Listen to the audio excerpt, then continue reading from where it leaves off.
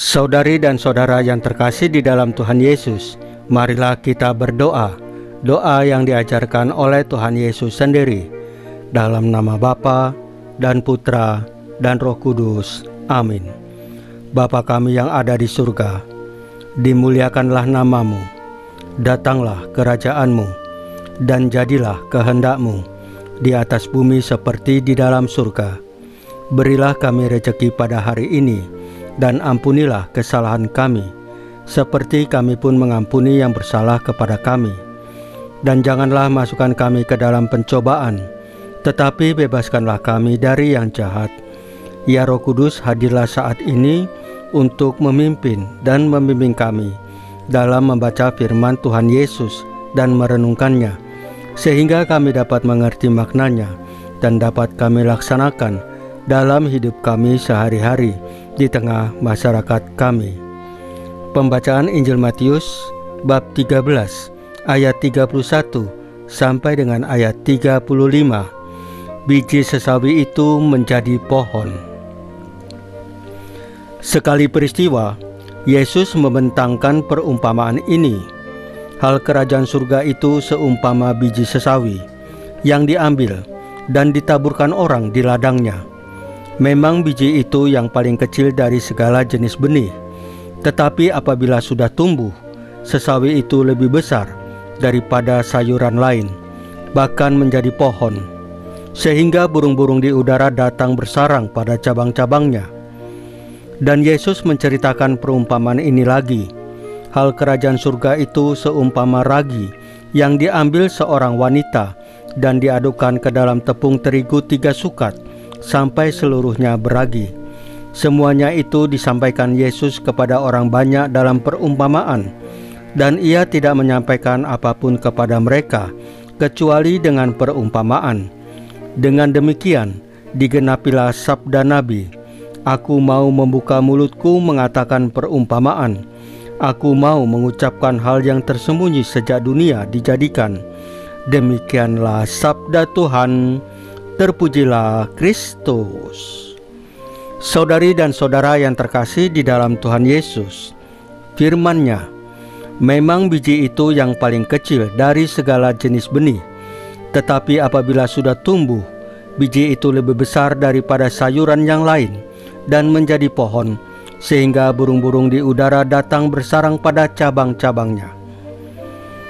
Bayangkan sebuah biji kecil yang tidak menarik, nyaris tidak terlihat. Namun di tangan Tuhan Yesus, biji itu membawa potensi luar biasa.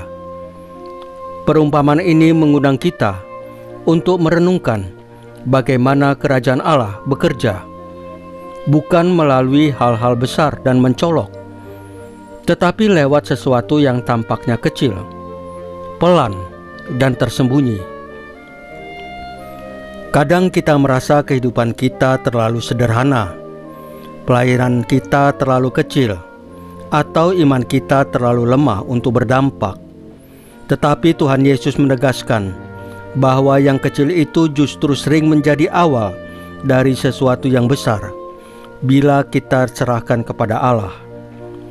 Dalam diam, dalam kesetiaan sehari-hari, dalam langkah-langkah kecil yang terus dijalani, benih itu bertumbuh, dan saat waktunya tiba, hidup yang dulu tampak sederhana menjadi tempat keteduhan bagi orang lain. Tuhan Yesus tidak menuntut kita melakukan hal-hal besar terlebih dahulu.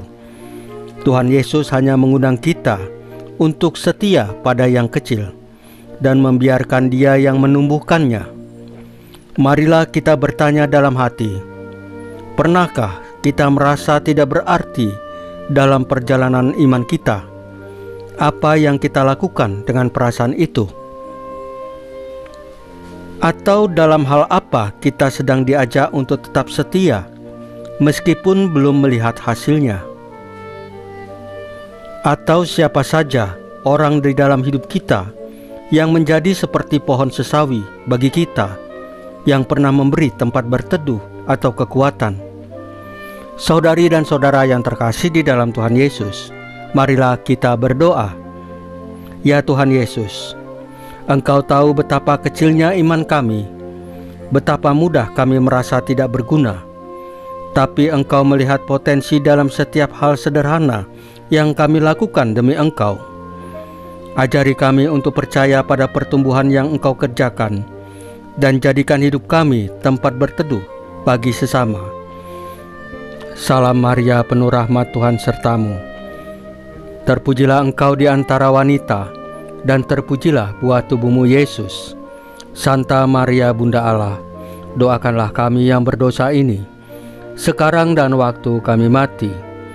Ya Tuhan Yesus, tambahkanlah iman kami hanya kepadamu saja, karena hanya Engkaulah Tuhan dan Juru Selamat kami satu-satunya, tidak ada yang lain. Dalam nama Bapa dan Putra dan Roh Kudus. Amin.